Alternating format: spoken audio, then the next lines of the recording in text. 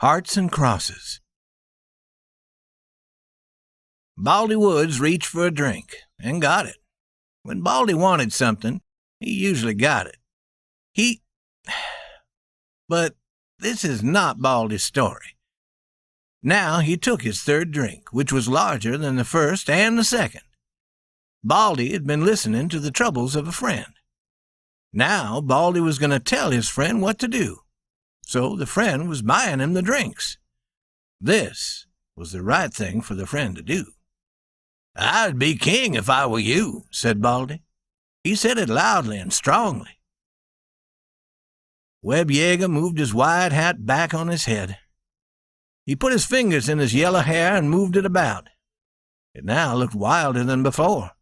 But this did not help him to think better. Therefore, he also got another drink. "If a man marries a queen, it ought not make him nothing," said Webb. Here was his real problem. "Surely not," said Baldi. "You ought to be a king, but you're only the queen's husband. That's what happens to a man in Europe if he marries the king's daughter. His wife becomes a queen, but is he a king? No. His only duty is to appear with the queen in pictures, and be the father of the next king. That's not right. Yes, Webb, you are only the queen's husband. And if I were you, I'd turn everything upside down and I would be king." Baldi finished his drink. "Baldi," said Webb, "you and I have been cowboys together for years. We've been riding the same roads since we were very young. I wouldn't talk about my family to anyone but you.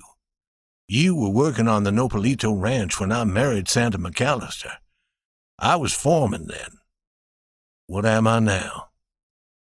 Nothing." "When old McAllister was cattle king of West Texas," continued Baldi, "you were important. You told people what to do.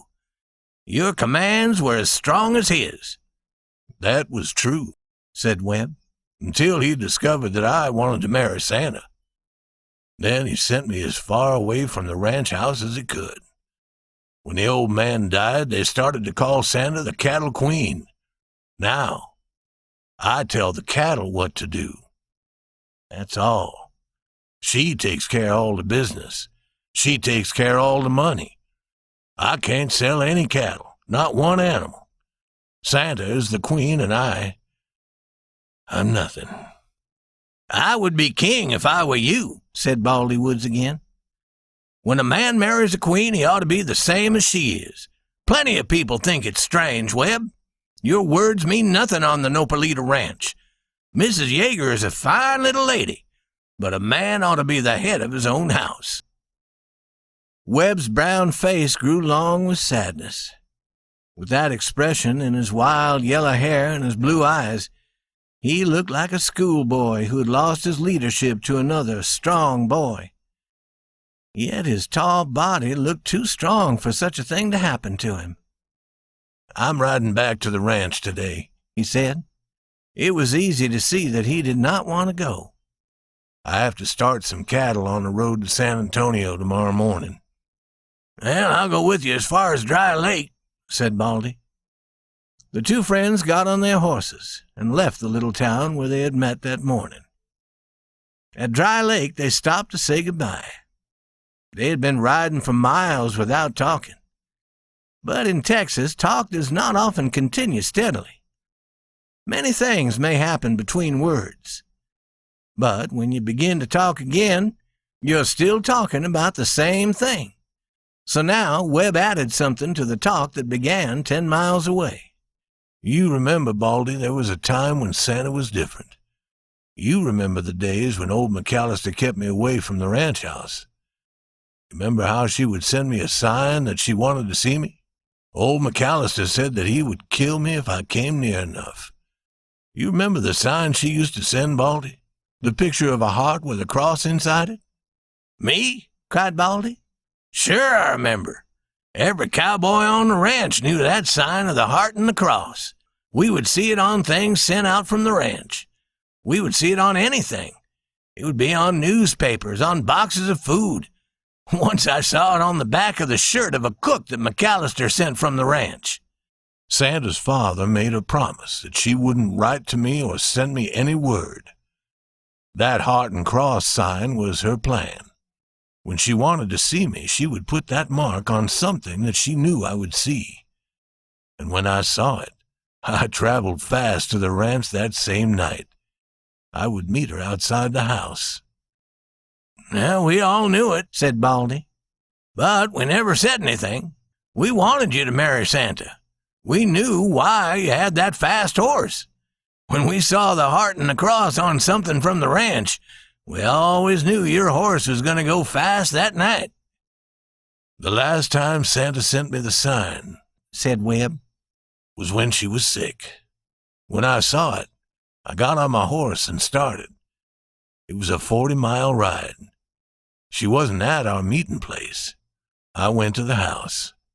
Old McAllister met me at the door. Did you come here to get killed? He said. I won't kill you this time. I was going to send for you. Santa wants you. Go in that room and see her. Then come out here and see me. Santa was lying in bed very sick, but she smiled and put a hand in mine, and I sat down by the bed, mud and riding clothes and all. I could hear you coming for hours, Webb, she said. I was sure you would come. You saw the sign? I saw it, I said.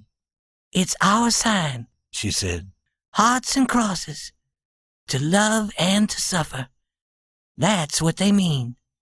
And old Dr. Musgrove was there. And Santa goes to sleep, and Dr. Musgrove touches her face, and he says to me, You were good for her, but go away now. The little lady will be all right in the morning. Old McAllister was outside her room. She's sleeping, I said. Now you can start killing me. You have plenty of time. I haven't anything to fight with. Old McAllister laughs and says to me, Killing the best foreman in West Texas is not good business. I don't know where I could get another good foreman. I don't want you in the family, but I can use you on the Nopalito if you stay away from the ranch house. You go up and sleep, and then we'll talk. The two men prepared to separate. They took each other's hand. Bye, Baldi, said Webb. I'm glad I saw you and had this talk. With a sudden rush, the two riders were on their way. Then Baldi pulled his horse to a stop and shouted. Webb turned. If I were you, came Baldi's loud voice, I would be king. At 8 the following morning, Bud Turner got off his horse at the Nopalito ranch house. Bud was the cowboy who was taking the cattle to San Antonio. Mrs. Yeager was outside the house putting water on some flowers. In many ways, Santa was like her father, King McAllister. She was sure about everything. She was afraid of nothing. She was proud. But Santa looked like her mother. She had a strong body and a soft prettiness. Because she was a woman, her manners were womanly. But she liked to be queen, as her father had liked to be king. Webb stood near her, giving orders to 2 or 3 cowboys. Good morning, said Bud. Where do you want the cattle to go? To Barber's as usual? The queen always answered such a question. All the business, buying, selling, and banking, had been held in her hands. Care of the cattle was given to her husband. When King McAllister was alive, Santa was his secretary and his helper. She had continued her work, and her work had been successful. But before she could answer, the queen's husband spoke. You drive those cattle to Zimmerman's and Nesbitt's. I spoke to Zimmerman about it. Bud turned, ready to go. Wait, called Santa quickly. She looked at her husband with surprise in her gray eyes. What do you mean, Webb? She asked. I never deal with Zimmerman and Nesbitt. Barber has bought all the cattle from this ranch for 5 years. I'm not going to change. She said to Bud Turner, Take those cattle to Barber. Bud did not look at either of them. He stood there waiting.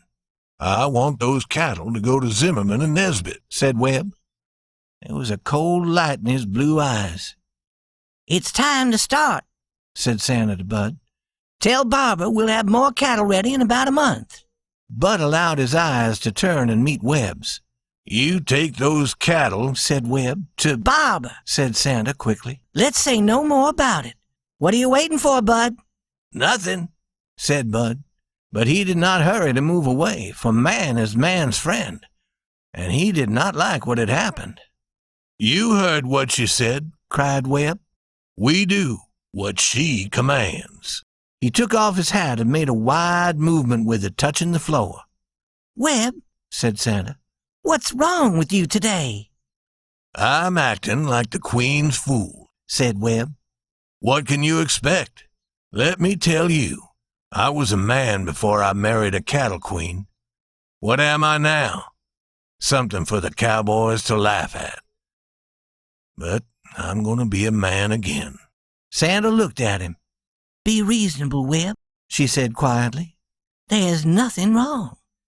You take care of the cattle, I take care of the business. You understand the cattle. I understand the business better than you do. I learned it from my father." "I don't like kings and queens," said Webb, "unless I'm one of them myself. All right, it's your ranch.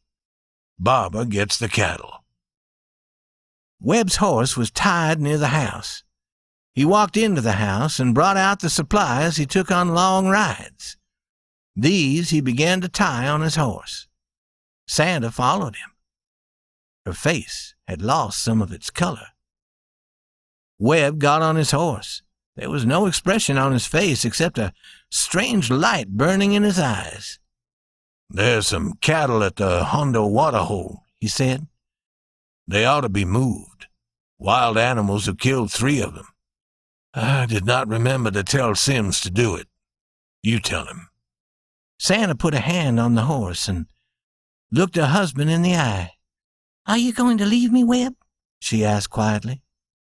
"I'm going to be a man again," he answered. "I wish you success," she said with a sudden coldness. She turned and walked into the house. Webb Yeager went to the southeast as straight as he could ride.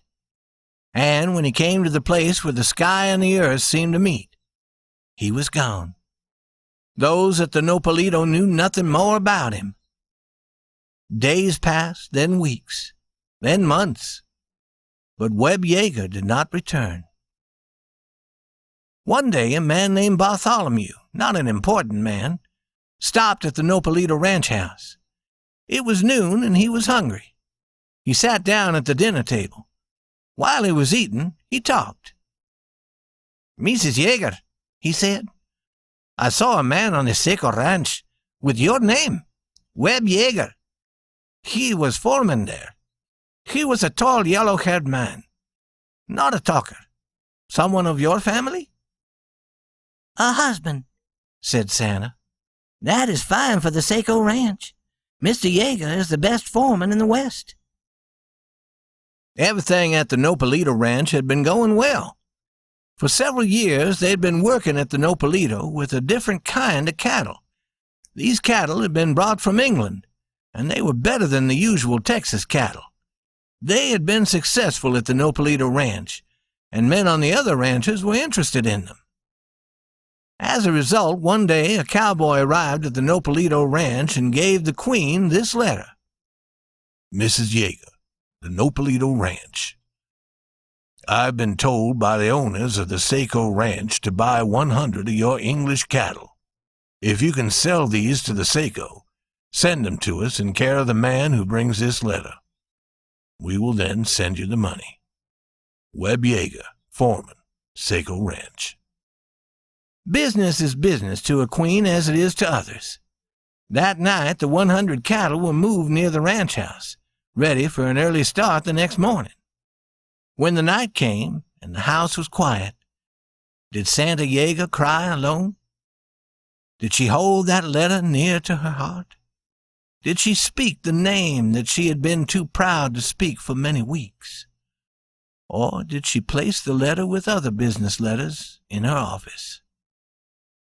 Ask if you will, but there is no answer.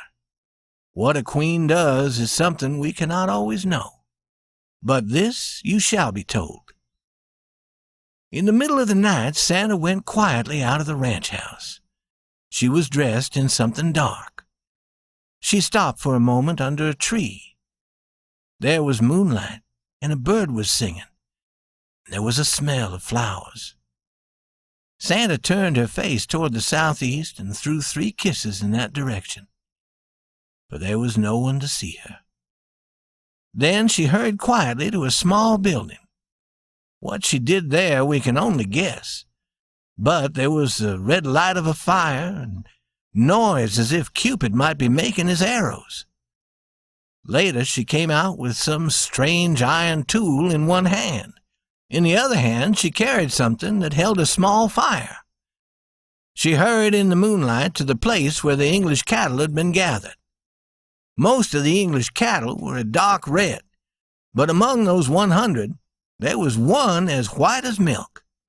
And now Santa caught that white animal as cowboys catch cattle. She tried once and failed. Then she tried again, and the animal fell heavily. Santa ran to it, but the animal jumped up. Again she tried, and this time she was successful. The animal fell to earth again. Before it could rise, Santa had tied its feet together. Then she ran to the fire she had carried here. From it she took that strange iron tool. It was white-hot. There was a loud cry from the animal as the white-hot iron burned its skin. But no one seemed to hear. All the ranch were quiet, and in the deep night quiet, Santa ran back to the ranch house and there fell onto a bed. She let the tears from her eyes, as if queens had hearts like the hearts of ranch women's wives, and as if a queen's husband might become a king if he would ride back again. In the morning, the young man who had brought the letter started toward the Saco Ranch. He had cowboys with him to help him with the English cattle. It was 90 miles, 6 days' journey. The animals arrived at Saco Ranch one evening as the daylight was ending. They were received and counted by the foreman of the ranch.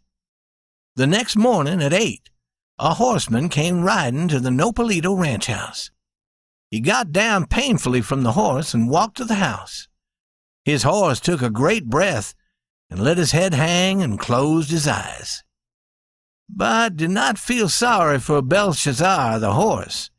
Today he lives happily at Nopalito, where he is given the best care and the best food. No other horse there has ever carried a man for such a ride. The horseman entered the house. 2 arms fell around his neck, and someone cried out in the voice of a woman and queen together, "Webb! Oh, Webb!" "I was wrong," said Webb Yeager. "I was and he named a small animal with a bad smell, an animal no one likes. "Quiet," said Santa. "Did you see it?" "I saw it," said Webb. "What were they speaking of? Perhaps you can guess if you have read the story carefully." "Be the cattle queen," said Webb. "Forget what I did if you can.